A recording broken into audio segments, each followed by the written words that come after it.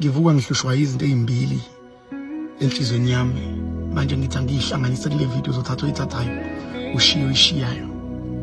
Eyokuqala ngicela ukuthi kuwe vele uyekele manje ukuyikhathaza ngabantu abavele bathula, abanye bakughosta wangazazi ukuthi ubenzeni. They didn't block you. You see them. They chose not to talk to you anymore. They chose not to text you anymore.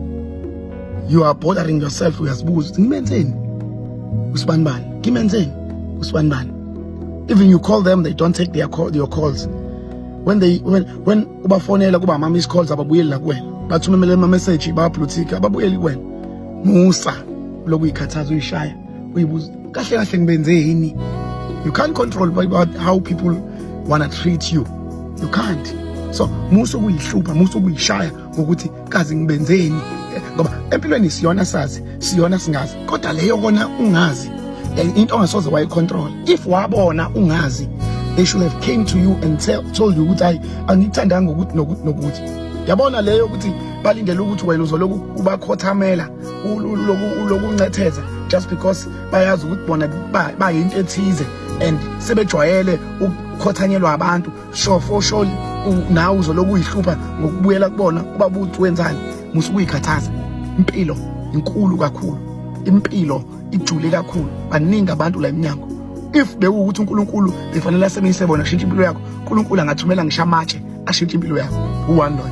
Two, wena vele we first version ayisho lento. We first version phumelela iqala ngawo. Into eyiningi iqala ngawo. Yingakho kunzima kanje empilweni yakho, ziqala ngawo izinto. Yingakho lala ukukhala inyembezi ngoba akekho umuntu owabukela kuyena ukuze wenze lento ufuna ukuphumelela ngayo. Konke iqala ngawe. Konke kuqala ngawe. Manje musa ukuze ukhale lento isikhathi qala ngawe. Kunzima, ngiyavuma kuzoba nzima. Kuzoba nzima uvusa umuzwa wakini ngoba kuqala ngawe. Kuzoba nzima ukwakhe ubudlelwano obuzoba strong, i-relationship nomndeni ozoba strong ngoba kwabazali bakho ababanga nobudlelwane la wabona khona ukuthi indoda imthanda kanje umfazi nomfazi umthanda kanje umyeni wakhe. Yayizo into eyishoyo. Kuzoba nzima walahlwa abazali bakhula uwedwa sunabantwana nawe awazi ukuthi fanele bakhulisa kanjani abantwana, kodwa uyazama. Ungayeke uzama. Sonke empilweni nasekho lesifuna khona impilo, kodwa sikuyeke uzama. Kuqala ngawe. Yingakho nasemndenini wakho bazokulwisa ngoba kuwena engathi uza nokukhanya, uza nempumelelo because bajwayele ubumnyama. Manje mase bebona kukhona omncane kunabo eza nokukhanya, instead ukuthi bakufise lokukhanya ukuthi akukhanyisele umndeni wonke, bazofuna ukukucisha ngoba sebejwayele ubumnyama. Kuqala ngawe. Ingakho ngithe eqaleni, if they ghost you, it's fine because they never expected you ukuthi wena you will rise even if you've got no assistance. Sizama, singenama wills, singenama inheritance. Siyayizama impilo, siyibamba ngamazinyo, siyibamba ngezandla ishisa abaze bathi ayipholele ezandleni. Sibamba ngayo yonke into esingabamba ngayo, siyiminca emathangeni siyibambile ukuthi ingaphunyi. Kunzima. Ungacabanga ukuthi impilo yakho ayiqhubeki.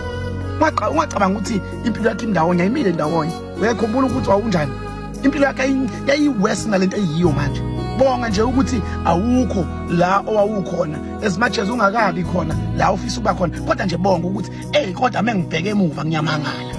uNkulunkulu akakubusise, ube nesonto elihle, ube ne prosperous week, izinto zakho yikhanye. God bless you.